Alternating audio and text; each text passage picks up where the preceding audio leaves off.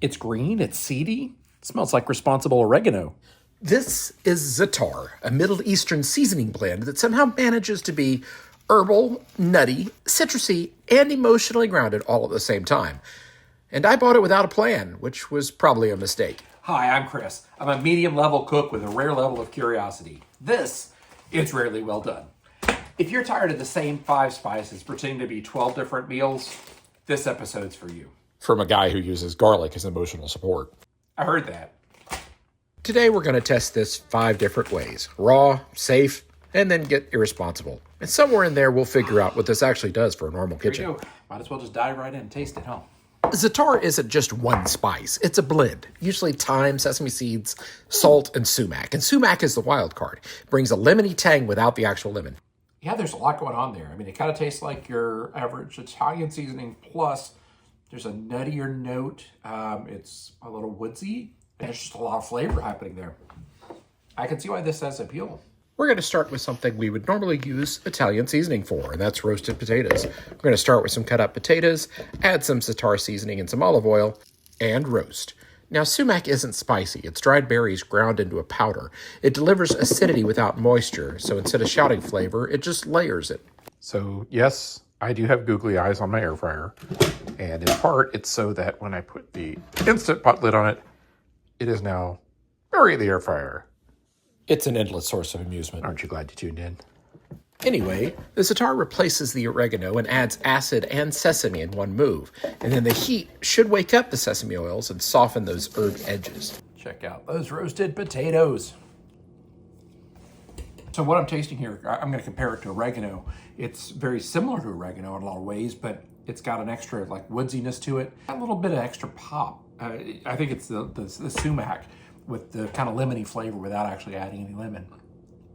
Also got some nuttiness to it. I can taste the sesames. Yes, toasting the sesame increases the perceived richness without actually adding any more fat. Next, can Za'atar bring out better flavor in avocado toast? Yeah, I know, every self-respecting cooking channel eventually does avocado toast. Well, this channel is anything but self-respecting. Self-deprecating, more like. Anyway, ours is just toast and avocado and an irreverent amount of Za'atar. I'm pretty sure I overdid the seasoning on that, but you know what? I don't care. Let's try it out.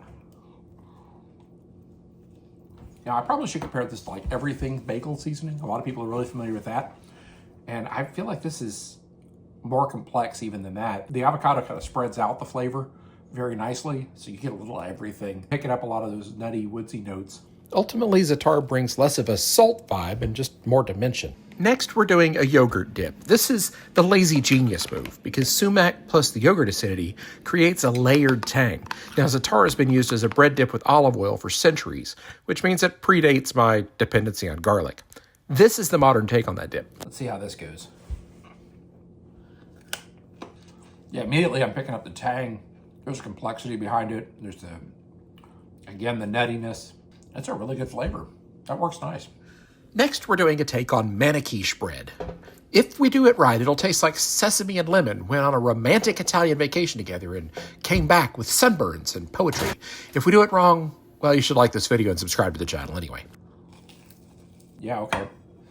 I can really taste the roasted sesame on this, and the heat with the butter really brought that out. There's a little bit of bitterness because, well, I burnt the toast just a little bit. Keep in mind, I am an amateur. You should take my advice with a grain of salt, or several.